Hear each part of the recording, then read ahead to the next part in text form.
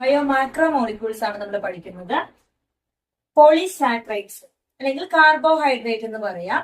മോണോസാക്രൈഡ്സുകൾ join ചെയ്തുണ്ടാകുന്ന വലിയ തന്മാത്രകളാണ് polysaccharides അല്ലെങ്കിൽ carbohydrate എന്ന് പറയുന്നത്. അപ്പൊ മോണോസാക്രൈഡ്സിന് എക്സാമ്പിൾ നമ്മൾ പഠിച്ചു, ഗ്ലൂക്കോസ്, ഫ്രക്ടോസ് തുടങ്ങിയത്. മോണോസാക്രൈഡ്സിന് നമ്മൾ എക്സാമ്പിൾ പഠിച്ചു ഗ്ലൂക്കോസ്, ഫ്രക്ടോസ്, റൈബോസ് തുടങ്ങിയവരാണ്. അപ്പൊ അത്തരത്തിലുള്ള ഈ മോണോസാക്രൈഡ് യൂണിറ്റുകൾ കൂടിച്ചേർന്നിട്ടാണ് വലിയ തന്മാത്രകൾ ഉണ്ടാകുന്നത്.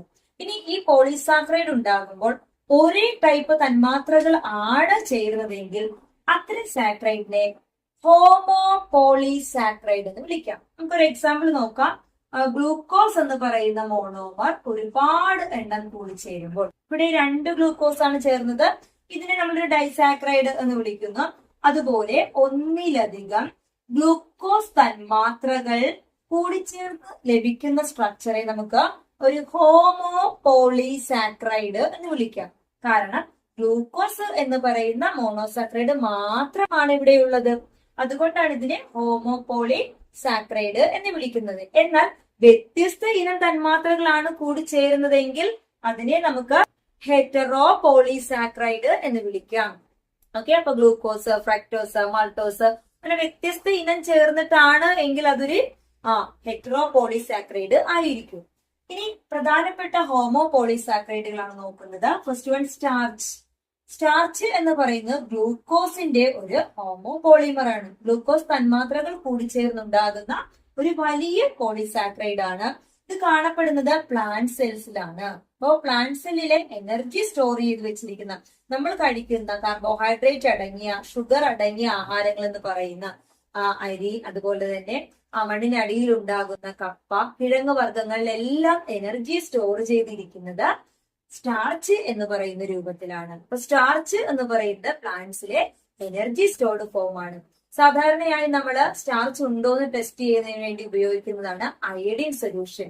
അപ്പോൾ നമ്മളൊരു കഞ്ഞിവെള്ളം അല്ലെങ്കിൽ സ്റ്റാർച്ച് കണ്ടന്റ് ആയിട്ടുള്ളത് ഒരു ടെസ്റ്റ് ട്യൂബിൽ എടുക്കുന്നു. അതിനുശേഷം അതിലേക്ക് അയഡിൻ ഡ്രോപ്സുകൾ ആഡ് ചെയ്യുന്നു. അപ്പൊ സ്റ്റാർച്ച് കണ്ടന്റ് ഉള്ളതാണ് എങ്കിൽ അതിന്റെ കളറ് ബ്ലൂ കളർ ആയിട്ട് മാറുന്നു. ഇനി ബ്ലൂ കളർ ആയില്ല എന്നുണ്ടെങ്കിൽ അവിടെ സ്റ്റാർച്ചിന്റെ പ്രസൻസ് ഇല്ല. അപ്പൊ സ്റ്റാർച്ചിന്റെ പ്രസൻസ് കണ്ടെത്താൻ ഉപയോഗിക്കുന്ന ടെസ്റ്റ് ആണ് അയഡിൻ ബ്ലൂ ടെസ്റ്റ് എന്ന് പറയുന്നത്. അടുത്തത് ഗ്ലൈക്കോജൻ ആണ്. Glycogen is also a homo polysaccharide of glucose.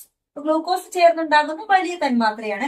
Which is seen in animals. അപ്പൊ ആനിമൽസിലെ നമ്മൾ കഴിക്കുന്ന ആഹാരത്തിൽ നിന്ന് ഗ്ലൂക്കോസിനെ ഗ്ലൈക്കോജൻ ആയിട്ട് കരളിലാണ് സംഭരിച്ചു വെക്കുന്നത്. അപ്പൊ അതിനെ സഹായിക്കുന്ന ഹോർമോണുകളാണ് നമ്മൾ ഇൻസുലിൻ എന്ന് പറഞ്ഞു. പിന്നീട് ആവശ്യമുള്ള സമയത്ത് ഈ ഗ്ലൈക്കോജനെ നമ്മൾ ഗ്ലൂക്കോസ് ആക്കി മാറ്റുന്നുണ്ട് ഗ്ലൂക്കോഗോൺ എന്ന് പറയുന്ന ഹോർമോണിന്റെ സഹായത്തോടുകൂടി. അപ്പൊ ഇങ്ങനെ ഗ്ലൈക്കോജനെ സ്റ്റോർ ചെയ്ത് വെക്കുന്നത് ലിവറിലാണ്. അതുകൊണ്ട് നമുക്ക് ഗ്ലൈക്കോജനെ ആനിമൽ സ്റ്റാർച്ച് എന്നും വിളിക്കാം. അപ്പൊ പ്ലാന്റ്സിൽ സ്റ്റാർച്ച് ചെയ്യുന്ന ഫംഗ്ഷൻ തന്നെയാണ് എനർജി സ്റ്റോർ ചെയ്യുന്നത് ആനിമൽസിൽ. ഓക്കെ, അടുത്തത് സെല്ലുലോസ് ആണ്. അപ്പൊ സെല്ലുലോസ് എന്ന് പറയുന്നത് പ്ലാന്റ്സിന്റെ സെൽ വോൾ ഉണ്ടാക്കിയിരിക്കുന്ന മെറ്റീരിയൽ ആണ്. അപ്പൊ പ്ലാന്റ്സിന്റെ സെൽ വോളിൽ കാണപ്പെടുന്നതാണ് cellulose, which is a homo polysaccharide of glucose. പ്രധാനമായും കോട്ടൺ അല്ലെങ്കിൽ നൂലുകൾ എന്ന് നമ്മൾ പറയുന്നത്, അല്ലെങ്കിൽ ഫൈബർ എന്ന് പറയുന്നത്, പേപ്പറിന്റെ ഇൻഡസ്ട്രി, ഇതിനെല്ലാം സെല്ലുലോസ് ആണ് ഉപയോഗിക്കുന്നത്. അടുത്തത് ഇന്നുലിൻ. ഇന്നുലിൻ ഇസ് എ ഹോമോ പോളിസാക്രൈഡ് ആണ്, പക്ഷേ ഗ്ലൂക്കോസിന്റെ അല്ല, ഫ്രക്ടോസിന്റെ ഹോമോ പോളിസാക്രൈഡ് ആണ് ഇന്നുലിൻ എന്ന് പറയുന്നത്. ഇത് ഡാലിയ ചെടിയുടെ ഫ്ലഷി ആയിട്ടുള്ള റൂട്ടാണ് കാണപ്പെടുന്നത്. ആ ഫ്ലഷി റൂട്ടിൽ സ്റ്റോർ ചെയ്തിരിക്കുന്ന ഫോമാണ് ഇന്നുലിൻ എന്ന് പറയുന്നത്.